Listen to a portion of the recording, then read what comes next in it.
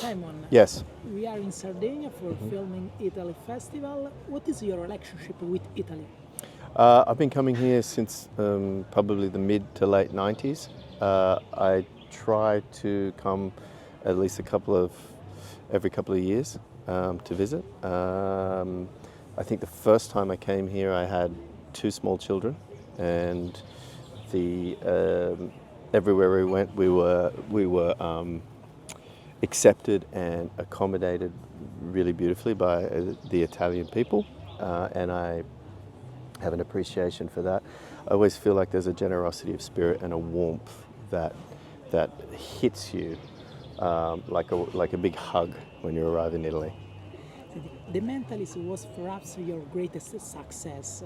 What has it left you? Well, it certainly gave me sort of global recognition, I guess, if that's anything of value. And it definitely afforded me to be able to support my family with a beautiful quality of life. What was the most surprising aspect of the series for you? I think it's kind of surprising that 10 years later it's still kind of the main thing that I've been recognized for. How sad were you when it ended and if you were Not offered at a all. reboot? Not at all. I wasn't Okay. sad at all. No, Perfect. it was a lot of hard work, to be honest. I mean, it was a very privileged position to be in such a successful show, but the responsibility of carrying a show like that was stressful over time. What's the difference for you between playing a character and directing one? Well, when you're playing a character, you're in service to the bigger picture. But then at the same time, you're sort of kind of you're self-directing a lot of the time anyway, particularly on a show like that. But I sort of get sick of talking about that show because it's like there's so many other things, and it's it's often sort of it's a weird thing how I'm often defined by what that show was. Hi. Which is fine, I guess. When you play a character that's that successful, then you're at the mercy of the success of that character. In Italy, we love to match the comedy The Devil Wears Prada.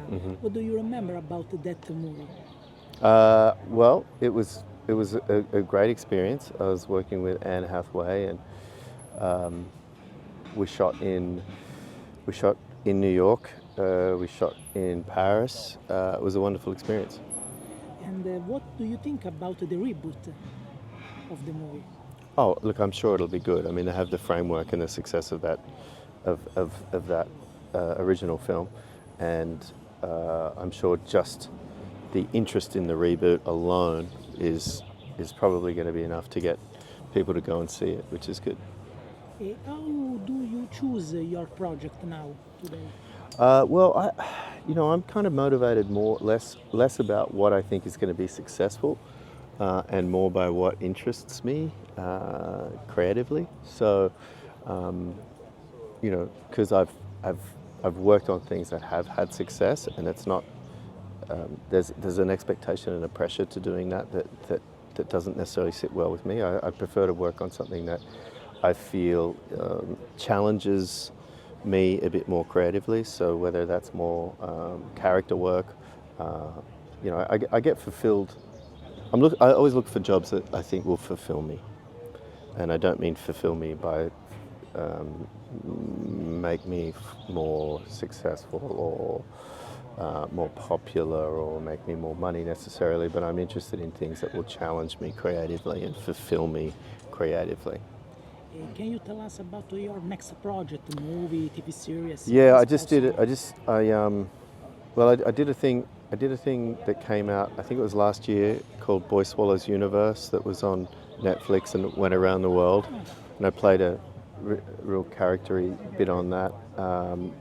there's something out at the moment on Amazon called Narrow Road to the Deep North with Jacob Elordi and Odessa Young and Kieran Hines, which was a well-respected Australian novel Richard Flanagan wrote, and based on that. And I've just finished the first season of what I think will be a really interesting, great show with,